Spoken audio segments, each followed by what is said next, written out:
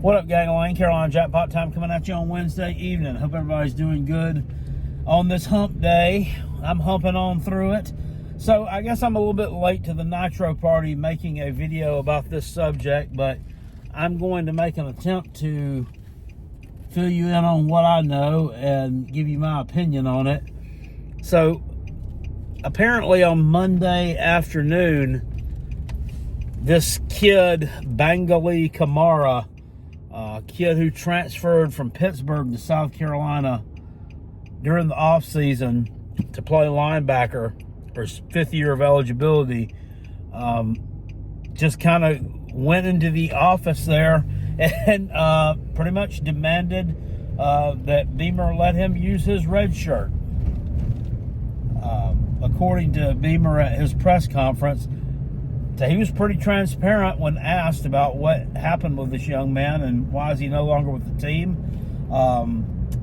He has been hurt a little bit, but has started to play a little bit more in each game. So far, he's totaled 9 tackles, and he's played 70 snaps.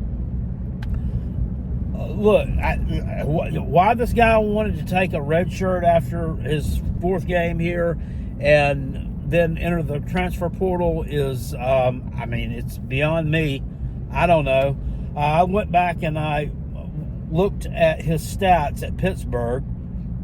The guy's played for 4 years. So, 2020, 21, 22, 23. And has totaled like a little over 100 tackles, like 110 tackles. Last year being his high water mark, he had 57. That's with the assisted tackles and his solo tackles. So, not like eye-popping great numbers. Not terrible numbers, but dude, I don't know those are the kind of numbers that are going to get you in the NFL. Now, there are certain kids who don't do a whole hell of a lot in college, and they end up going to one of those combines, and they have certain measurables and speed and, just like a raw talent that the NFL likes, and they can find their way onto a roster. But generally, you've got to, good stats are going to show that you're a decent player, right? And I don't know if this guy was it or not, but he wants to use his red shirt and leave, and pretty much demanded to do that. And Beamer told him basically, no, that was not part of the plan. That's not what we brought you here for. And what we need is for you to continue playing linebacker and getting better. And he was backing up Debo Williams, who's one of the leading tacklers in the SEC, one of the better linebackers in the SEC. Maybe he's butthurt about that. Maybe he thought he should be starting. Who the hell knows anymore with these guys? But my thing is, once again, here they are with all the power just because they're getting a little bit of NIL money. Now, is this guy getting NIL money? I don't know. He's a transfer from another Power 4 program, so I would assume that he's getting something. Probably not a whole hell of a lot. But here's my thing. So he's no longer part of the program. I'm assuming he drops out of school, I guess. I don't know how that works. He don't be able to enter the transfer portal till like December the 9th. So he's got like at least 2 months before he can do that. So I don't know if he leaves. And hell, he could already have his degree. I don't really know that much about the guy. But he's going to sit around and then go jump in the transfer portal. And my thing about it is, who is going to want you? Who's going to want you? You're entering your 6th year of eligibility. You've been just a little bit above average at Pitt. You quit on your team at South Carolina. You demanded that the head coach let you do your red shirt, and he wasn't going to do it, so you just took your ball and went home instead of working it out with him and hashing things out. What a crock of shit. Nobody's going to want you. There were I don't remember the number exactly, but there were a lot more players in the transfer portal that never got picked up. There are hundreds and hundreds in the portal who have never gotten picked up by anybody. So just because you get into the transfer portal doesn't mean that somebody's going to want your ass. It could be a real dumb decision on his part. But I was reading about him. There was an article there from a Pittsburgh newspaper published today talking about him. It said, well, he's one of a handful of Pitt players who have transferred, and none of them have really made an impact at their new schools. He's totaled 9 tackles on 70 snaps this year at South Carolina. Well, nine tackles on 70 snaps means he's making a tackle basically 1 out of every 7 snaps of the football, maybe just a little bit less than that. I mean, that's not terrible. So, of course, this Pittsburgh newspaper article was obviously skewed toward Pitt football. I mean, one of few media outlets, I guess, that does cover the damn sport of football at Pitt, because nobody else really gives a shit about it. Oh, hey, they're undefeated. Hey, woo, nobody cares. Yeah, no wonder he wanted to come to South Carolina. Nobody gives a damn about Pitt. Pitt is one of the biggest wet fart programs in college football. They just simply are. They're not exciting. Don't ever do anything flashy. You never hear anything about them. I mean, all you ever hear is Pat Narduzzi's a pretty good coach. They've held on to him for like 50 years. This is not a bash Pitt video.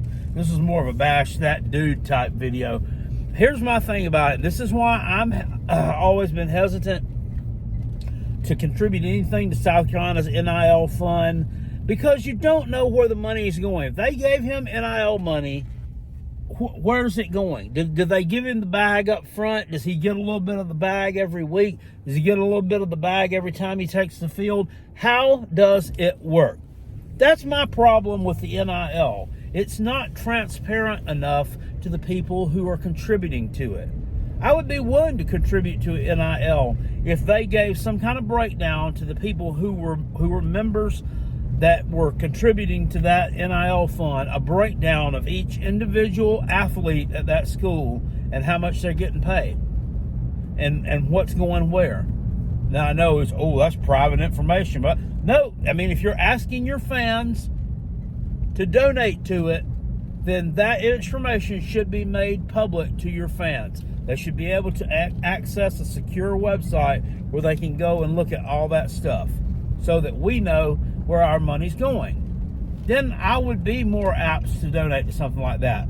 I'm not going to donate to something, though, that I have no idea where it's going. And I have no idea if guys like this clown, took, I don't know, $10,000, $15,000, and now they're just going to fucking run off with it. It doesn't make any sense. Those things need to be explained. And if y'all don't fix this NIL system, if you don't get somebody to govern it at each one of these schools and make things transparent, then yes, what the other scenario they talked about, where they just become employees and they get paid, that's what needs to happen. Because if they're an employee and they're getting paid, well, he just effectively quit, so he basically fired himself. So then he wouldn't be getting anything else if he was an employee of the school, but he's not.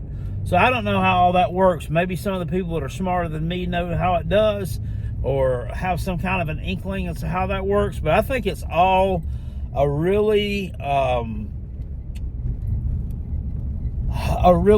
dark, how do I say this? An operation that has a large dark underbelly.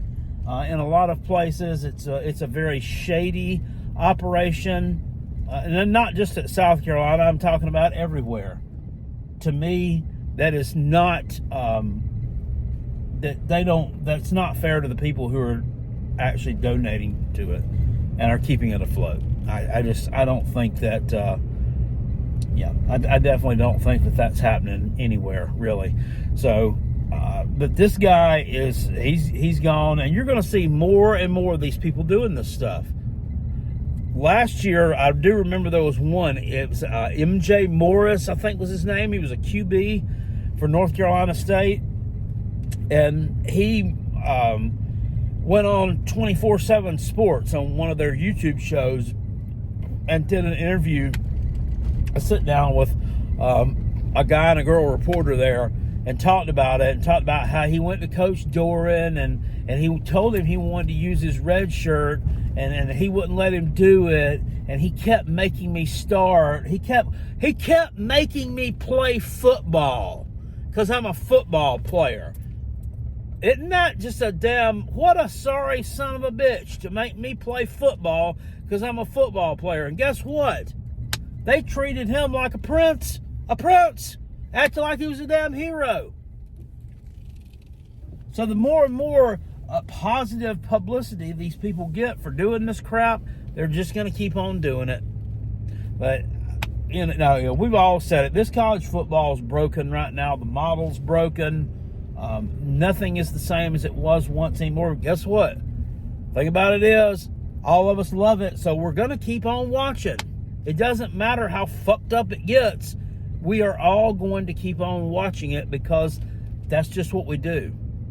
But someone needs to regulate this. They need to regulate it for other sports and let the people who contribute to it know what the hell is going on and make sure that our money is not being wasted. Anyway, that's about all I got to say about that, guys. There'll be a live show tonight at 9 p.m. Rob and Kel show. We'll be making our picks against the spread for, what is it now, week 6, week 7 of God's. It's flying by.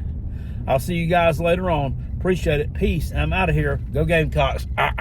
Woo!